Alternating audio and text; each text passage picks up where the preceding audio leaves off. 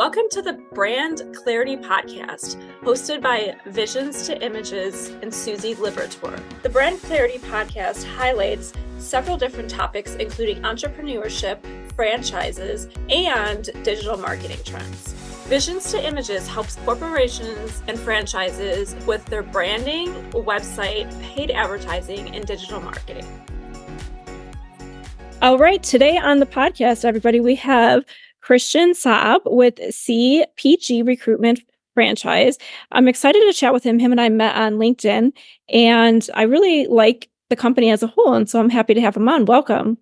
Thank you for having me. So tell me, give us an overview of how you got started in the recruitment/franchise industry. It was all by accident. I didn't come from this industry. I was an engineer and I owned a car wash, and my car wash, 70% of my customers were business owners. And I started the company when I was 23, ran it till about the age of 27. And in that time frame, I got to meet so many business owners, and I was very curious about business. So I'd learn what they did for a living, and I'd learn, why they got into the industry, and I'd learn more about the industry, how the money traveled, but I also learned about their biggest headache. And after a few years of talking to so many entrepreneurs, I picked up that their business's biggest headache is finding people and keeping good people and trusting people in one way, shape, or form. However way they said it, it came down to having the right people, or the people are what's driving them crazy in their business. So with that, I concluded, I said, if I got into the people game and I got good at putting people together, that, matchmaking, I don't think I'd ever run out of work, because every city has businesses across North America, across the world, and every business needs people. So it's, I can make money anywhere. It'll never run out of work. That was just a simple idea. It was just that. And I said, all right, well, let's dive into it. And I'm shortening a 3-year story in one statement, but essentially that's what happened. And instead of doing the research on recruitment, I just dove right into it. I started a company, and then I started learning. I'm the type where I'm like, okay, if I know that's the direction, then let's go. I guess I make decisions with my gut first. and then I use my brain to solve problems. So my first year was learning the industry. It was really figuring out, trying things, seeing what people hated about the recruitment industry. There's a lot of people that hate a lot of things about the recruitment industry. I learned that, learning about what's out there, what are the options that businesses have, and really just kind of my checklist of how I designed this business was, I kept what I heard were good things about recruitment, which was simply, they help me find people. That's all any business wants. It's just as simple as that. Yeah. I made a playbook of all the things that they didn't like. It was so many small little things that really were a lot of customer experience things that was missing in the industry. So kind of packaged it a little bit differently, and we do it our own way. And here we are today. Congratulations. It's definitely exciting and nerve-wracking all at the same time as an entrepreneur, as you know. So when did you start kind of franchising then? When did that idea come to life? That came to an idea about 2 years ago. I'm in Windsor, Ontario, Canada, and there's a lot of established recruitment companies that have been here for 15, 20, 30 years. And when I came into the space, I'm like the new guy on the block that isn't even from this industry. Usually when another recruitment company opens, it's someone who's in the recruitment industry that goes and opens up their own thing. Everyone was kind of like, who is this guy? Something about the recruitment industry, everyone's nosy. They want to know who else is in the industry. They spend so much time competing together. I found it hilarious. But what I realized, like the traction that I was able to get wasn't so much, it wasn't the customer acquisition, it was the customer retention. All my customers were very happy. That made me very successful over the first 2-3 years of the business. And I owed it to the fact that at the end of the day, I'm a business owner. I'm dealing with business owners. I could relate to business owners. So I wasn't like trying to sell them or anything. It was every time I dealt with my customers, it felt more like a partnership. It felt more like, you're calling me to help you. Let me take care of it. And I have my name on the line in order to take care of it. I'm the new guy on the block, so I got to prove myself. So I had to deliver I let my work do the talking rather than my mouth, even though now it kind of feels like it's the opposite. I tend to talk a lot more. With that, I started thinking, well, I've always had the aspirations of having hundreds of locations. So that's what I want to accomplish in my career. For CPG. And it was a simple play, get increased sales and get recruiters. And when I started thinking about other locations, I said, well, what would be what would be my best options? And the first one was, hire a salesperson, hire a recruiter, go from there. But I said, I could probably maintain that experience of, me as the owner being involved with the customers for maybe a couple of locations. But at some point in time, I'm going to lose that element, right, of dealing with the customers. And I really felt that from a local level, it made our business very successful with me being involved in it. So I wanted to carry that. And I said, if I could find more people that want to be entrepreneurs, then I'd like to have each location be owned by someone so I can carry that experience of care for our customers. And that was, I guess, franchising was a strategic move to maintain customer service for my customers. I think at the end of the day, in order to grow a successful business, you have to have a great product. Yeah. You have to have the customers want you. If you don't have good customers, whether you're a franchise or not, you're going to fail. For me, it really came down to if an owner is there, that means there's a higher chance that there's an element of care for a customer. And automatically, if we have care for the customer and we take care of them, then you don't need to worry about money. Just keep doing what you're doing. So that's where franchising came. So when you're talking about carrying the experience of care and you're thinking about the franchisees that you're targeting or have, I'm sure you kind of go through a strategic approach and process, because you don't want to just take anybody on because you're the brand. You want them to make sure that they have the same aspirations and goals and dreams you have and match the brand, correct? Yeah. And you know what? Our ideal person now, we now know, and it's through trial and error. At the end of the day, if anyone who's starting a business says they got it right every step of the way, they're lying. Yeah. And I'm not afraid to say, hey, you know what? We tried things, we tried to push the limits and we realized it didn't work. So now we're trying something else. That's the name of the game. And our owners, when they come and join us, they're going to be doing that too. They're going to try things, they're going to fail at it and try something else. And you're never dealt a winning card. So I think, going forward, we know that we want to take someone who has experience. There's so many people that I meet that are in the industry that are superstars in the recruitment industry that are bringing in $500,000, 700 million in revenue to their business. And they're the ones that are out there knocking on doors, getting the customers, great polished salespeople, but they're making under $100,000 a year. And they're bringing in all this revenue. And it's like, well, you know what? That to me is someone where, as I talk to people, you find them at the stage of life where they say, you know what, if I were to do this for myself, count me in, because they want to keep all that money. Right. But then the element that stops them is, well, now there's a big investment. Now I got to find a recruitment team. Now I'm at least they owe their success to what they're doing now is to the brand. There's a brand backing them up where they work. So I think that's where there's someone like that, a franchise is a perfect fit, because you're given all the answers. You have a brand that backs you up and you could just continue doing what you're doing. But this time you're an owner. You get to keep it all this time. So yeah, so that's the pivot that we're really honing in and focusing on this specific year. Our first wave of franchisees are people that are entrepreneurial, that didn't come from the industry, and they're fantastic. I love them. They all work very hard and they're all doing well, but there was definitely a huge learning. Like the time frame to success is longer because they have to learn the industry. Whereas someone to us who's the most ideal now is someone who knows this industry where I don't need to train you. It's come here and we're doing each other a favor. You're part of my brand, helping us grow. And we're now quadrupling your take home for the work that you've been doing. I love it. Yes. And that's part of the reason why people want to be entrepreneurs, is because of the freedom and the time and the money, like all of those things.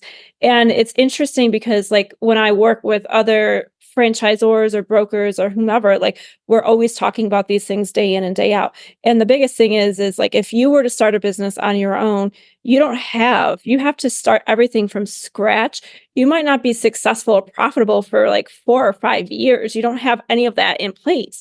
Whereas when you buy into a franchise, you have all of that stuff. It's a business in a box, essentially. You're buying it in and you're getting all of the stuff, like you said, like the trial and error. You went through all of these things. You have those tools, those resources for those people, because so many times people think franchising is a bad thing, but really and truthfully, it's not. And there's so many more benefits than just starting one on your own. Yeah, exactly. And it depends. I think the only thing that differs, so a guy like me, I would never franchise because I have this, I want to be the brand. Sure.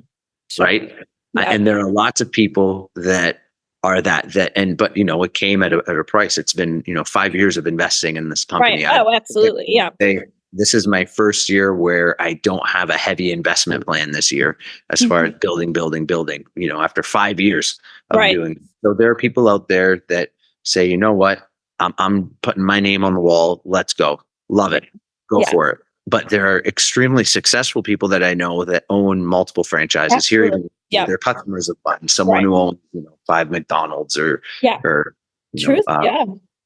or someone who they bought into a brand and they don't need their name on the wall, but they want money in their account and they want to have a business. They want to have the support. They want to have a blueprint from day one where you don't have to think. I spent probably a good 2-3 years of lots of thinking and innovating and creating where, my franchisees, they have it easy where it's like, here, I've already done this for you. Just follow the blueprint, take the course and just you have to work. It's, it doesn't, I think the one thing that I do have to say about people that are looking to franchise is they think they have to work less. Yeah, that's true. Yep. But there's so many people, they think, oh yeah, just buy a franchise, I work less. No, if anything, you're going to work harder because it's not your name that you're like, if I wanted to start my own company, it's my own name. There's no one holding me accountable.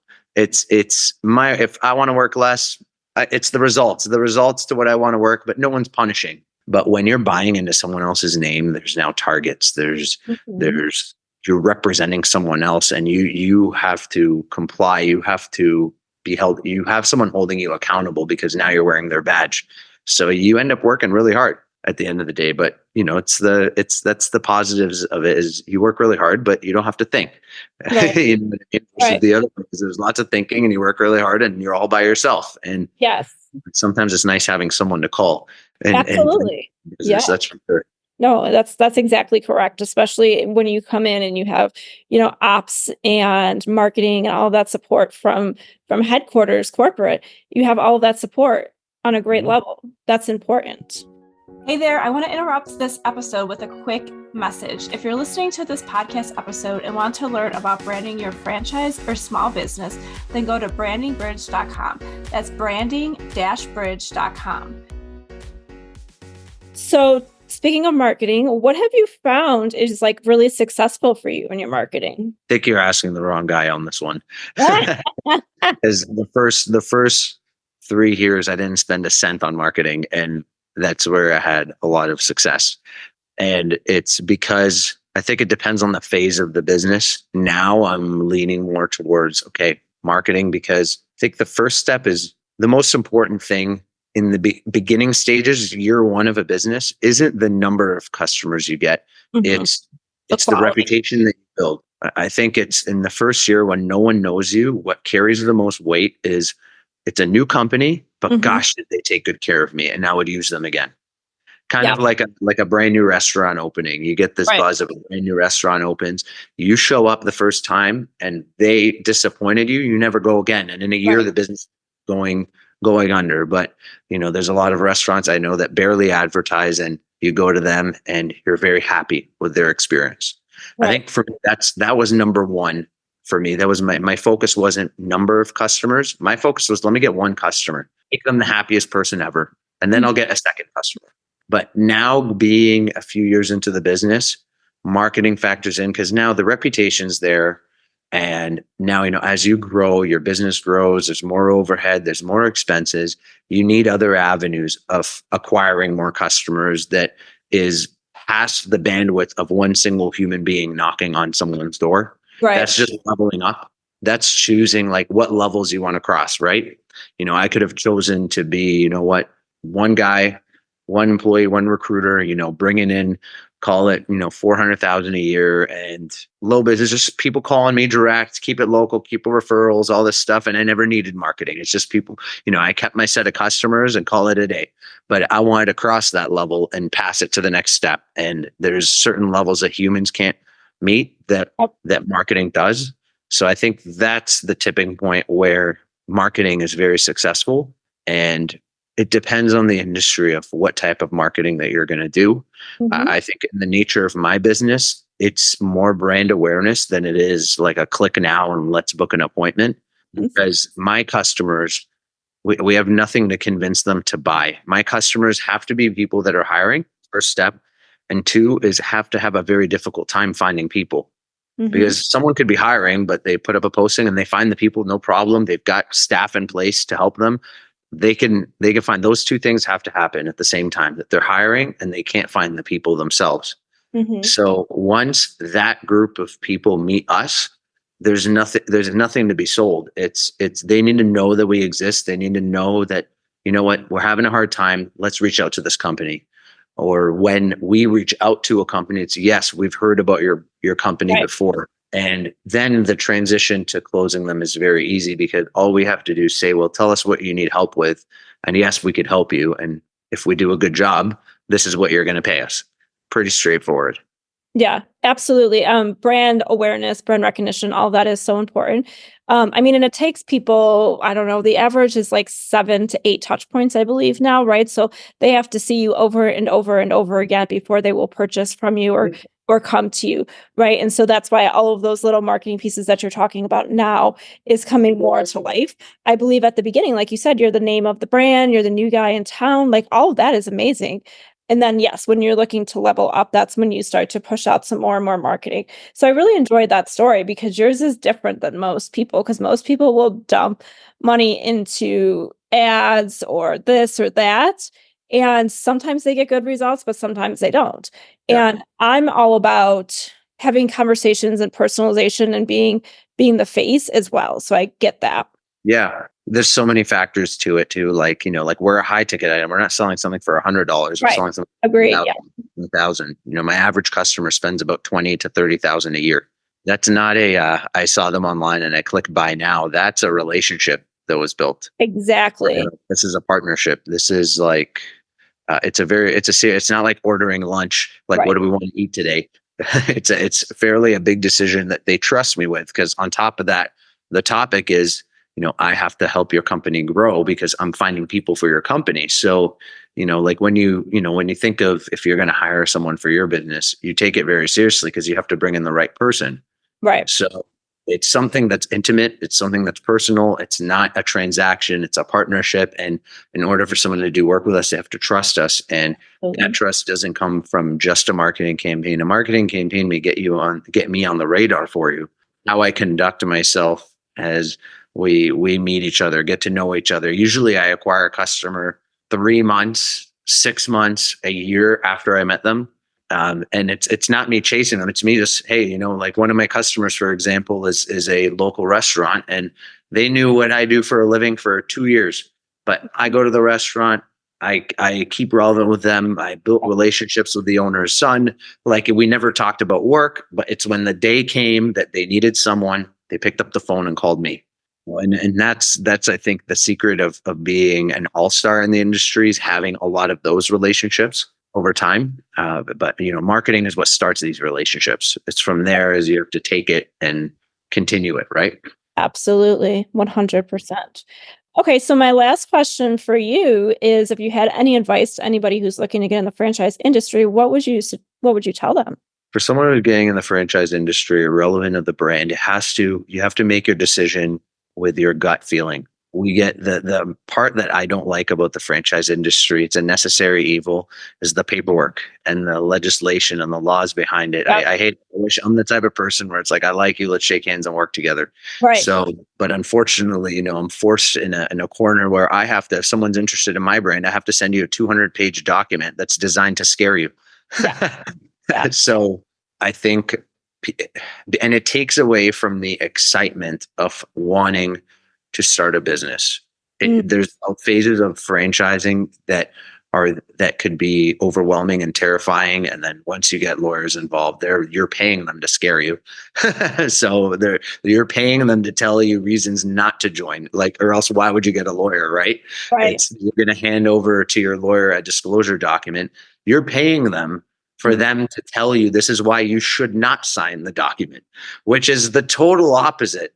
I'm the type that you need to surround yourself with people that say you should do this. You're going to be great at it. Yeah. Or what? That's what you need to hear when you're about to make a decision. It shouldn't be scary. Right. So I think people need to take the paperwork obviously seriously, but don't let it